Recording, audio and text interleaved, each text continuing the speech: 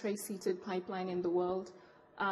We're doing the refinery. We've got an industrial park coming, some new storage terminals, our second international airport. So we're looking at $20 billion worth of investment in the next 4 to 5 years.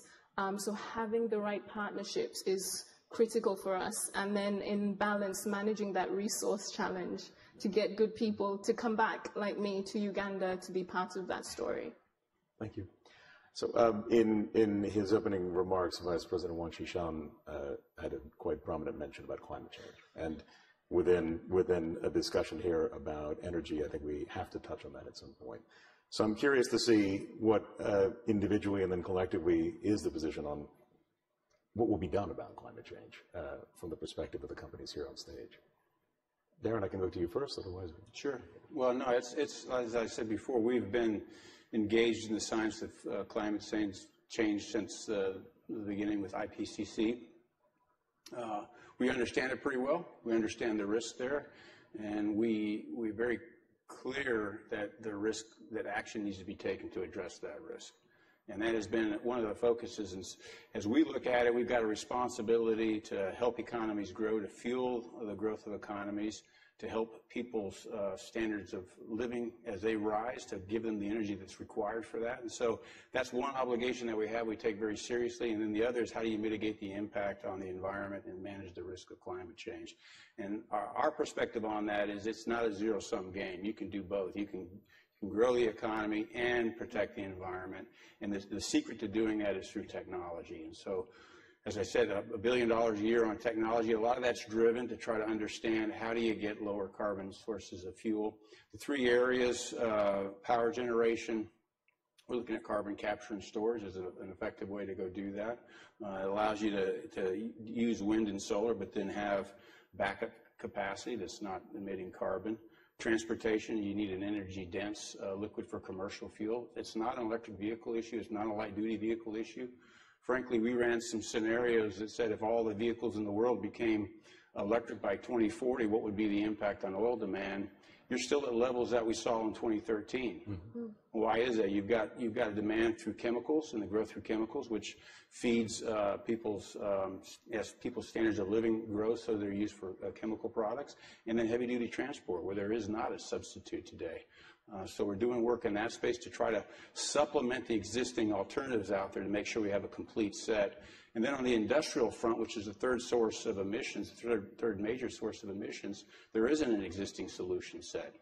So we think carbon capture and storage or utilization is another opportunity to try to mitigate the impacts from the industrial sector. So you've got to kind of look at where are the sources of the emissions, what's the solution set that we have out there today, that society has out there today, where are the gaps in those solution sets, and then who can help fill those gaps. And our perspective is, given that we're involved in all 3 of those sectors, we can be part of that solution. We can bring the history and the experience that we have. We can bring the technology set that we've got, and we can put that together and help solve some of these challenges. ADNOC is not an ordinary or a conventional oil and gas company. In fact, ADNOC is a very advanced, modern national oil company. And we accept the facts and we come to terms with the realities on the ground.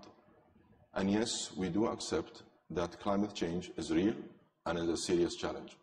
And in order for us to be able to tackle this challenge, we have to work together in an ecosystem that involves all stakeholders.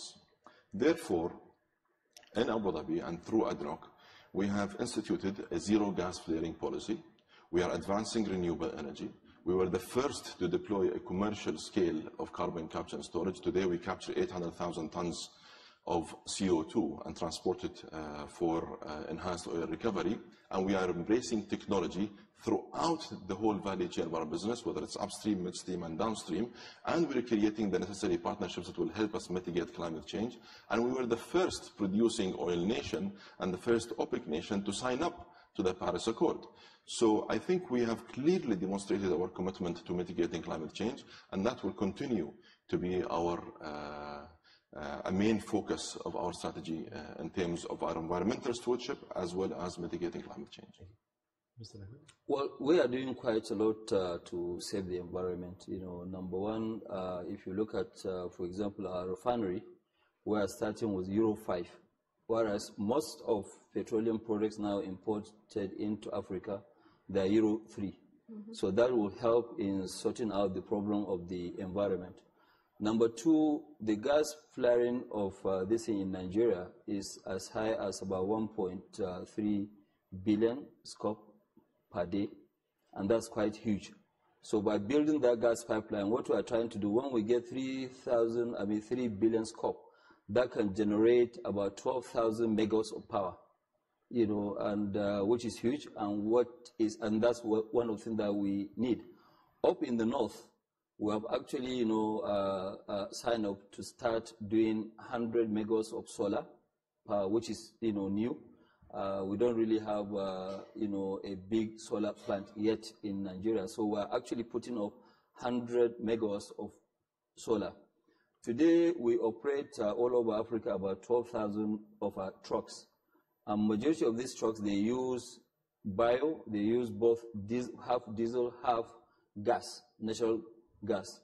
And we're trying now to move them onto gas 100%. So that's what we are, you know, doing in terms of saving the environment. Thank you. Josephine. Yeah, just reiterating, you know, Uganda signed up to the Paris Accord as well. But again, as I mentioned, our resources in some of the most sensitive areas with some of the most unique and diverse bird life in the world. So, you know, by law, we ban flaring, except for non-routine special safety requirements. Flaring is banned in Uganda. For all of our environmental and social impact studies and assessments, we use the IFC sustainability standards. The pipeline we're doing is underground, specifically to not disrupt animal migration. So I think, you know, as all the panelists have said, you can't be in this industry today and not be thinking about the environment. It's got to live beyond any sector, any organization. So we're committed to that. As you know, Uganda's committed to that approach. And for us, it's just ensuring that we maximize the value from this resource to develop as a nation, to go on that industrialization journey without compromising the beauty of Uganda. You know, there's a reason Churchill called it the Pearl of Africa, and we want to keep that. Thank you. There's so many more things we would be able to talk about if we weren't out of time. Ladies and gentlemen, thank you very much for joining me. Thank you all for being here. Thank you.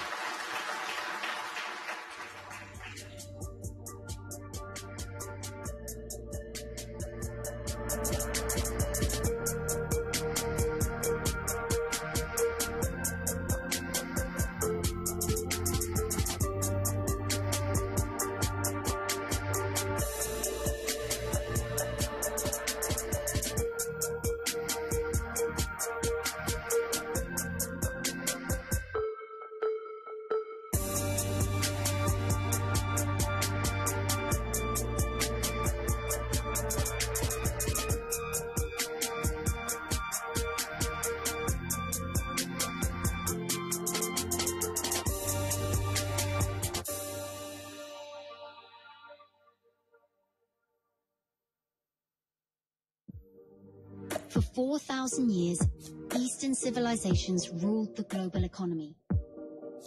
But then the Industrial Revolution set off a surge of globalization and upended the old order. For the next 2 centuries, the West was on top.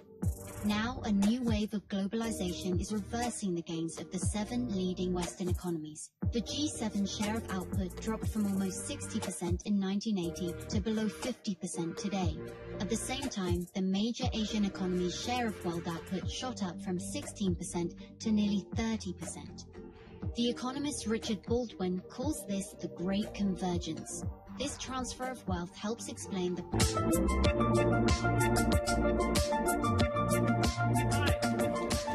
It's the end of the day, so we decided what you needed was a good old-fashioned bun fight, also known as an Oxford-style debate.